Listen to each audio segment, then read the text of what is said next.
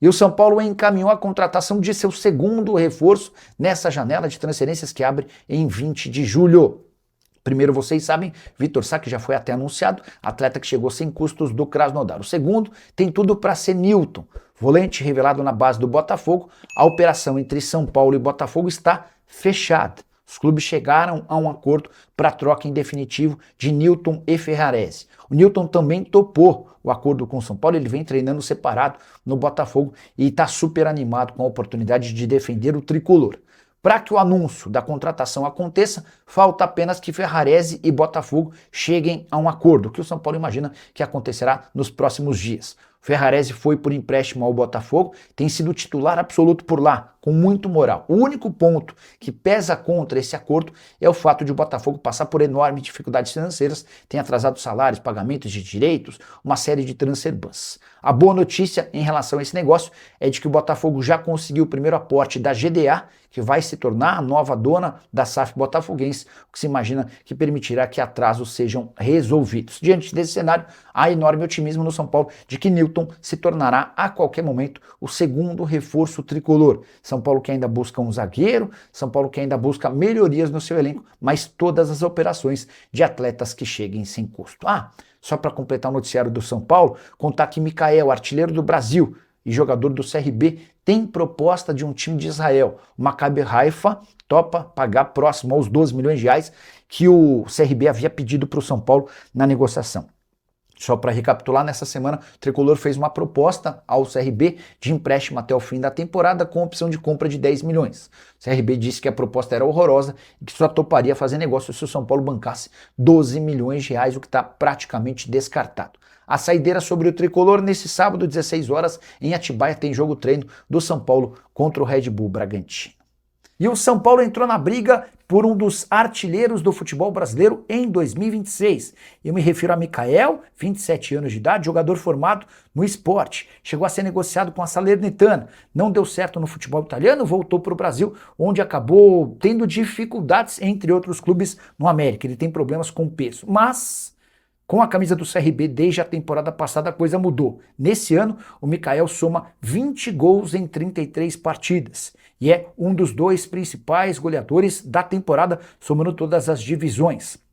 10 gols na Série B, 7 gols no Campeonato Alagoano e outros 3 gols na Copa do Brasil. Importante registrar que a proposta que o São Paulo fez ao CRB é de empréstimo até o fim da temporada com opção de compra de 10 milhões de reais. Essa opção se torna uma obrigação se algumas metas forem batidas. Só queria registrar que esse movimento do São Paulo para tentar contratar um centroavante reforça a tese de que hoje Caleri, André Silva e Jean Francisco não têm dado conta do recado. O São Paulo tem 3 centroavantes e está no mercado em busca de um quarto. O que você pensa sobre o Mikael, que faz sucesso no CRB depois de passagens mais complicadas em seus últimos clubes? 27 anos de idade, jogador forte, técnico, mas com algumas limitações por conta do seu peso. Já uso o espaço para comentar e opine. Quero fechar o vídeo para falar sobre o São Paulo, que atrasou o pagamento de direitos de imagem dos atletas do time profissional mais uma vez. São Paulo que tem convivido com todos os problemas financeiros nessa temporada, até salários em carteira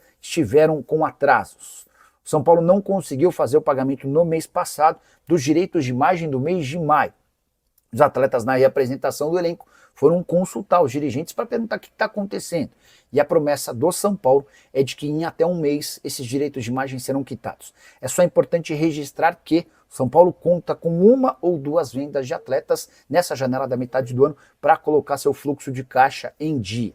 E em meio a tudo isso, tem uma proposta de 1,5 bilhão de reais da XP, que funcionaria como uma espécie de empréstimo, com juros de 1,1% ao mês. Esses juros causaram preocupação em várias das pessoas que cercam o presidente Arrim Assis. O presidente tem debatido internamente se leva ou não essa história adiante.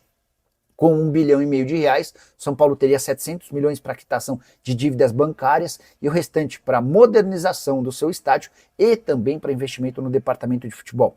Em troca, a XP, além de emprestar o dinheiro e ter 30 anos para receber numa condição extremamente favorável, ainda passaria a explorar os name rights do estádio tricolor pelas próximas 3 décadas. Só para registrar, completar contando que o São Paulo fechou o primeiro semestre desse ano voltando a ter uma dívida de 1 bilhão de reais. A dívida que havia caído no último ano de Júlio Casares para algo na casa dos 800 milhões. Houve um enorme acréscimo nesses 6 primeiros meses do ano. São Paulo parece absolutamente mal governado. A última sobre o tricolor, contar que Newton deve ser anunciado como reforço do São Paulo nas próximas horas, ainda nessa semana. O acordo com o Botafogo está fechado, Ferrarese vai em definitivo para o Botafogo, o Newton é cedido em definitivo para o São Paulo e os clubes passam a ter percentuais de venda futura em relação aos atletas. Prometo que é para fechar de vez. Gonzalo Tapia, atacante do São Paulo, foi especulado na Universidade Católica, mas rejeitou o convite para atuar no Chile. Hora de falar sobre um pacotão de reforços que o São Paulo está preparando. O primeiro deles, Vitor Sá, anunciado nessa quarta-feira, primeiro dia do mês, fim do vínculo com o Krasnodar, e como eu já havia antecipado para vocês, o Vitor Sá só aguardava pela conclusão do contrato com o Krasnodar para virar reforço oficial do São Paulo, tudo certo, atacante que chega para ser titular. São Paulo também tentou a contratação nas últimas horas de Mikael, centroavante que pertence ao CRB e é artilheiro do futebol brasileiro na temporada com 20 gols.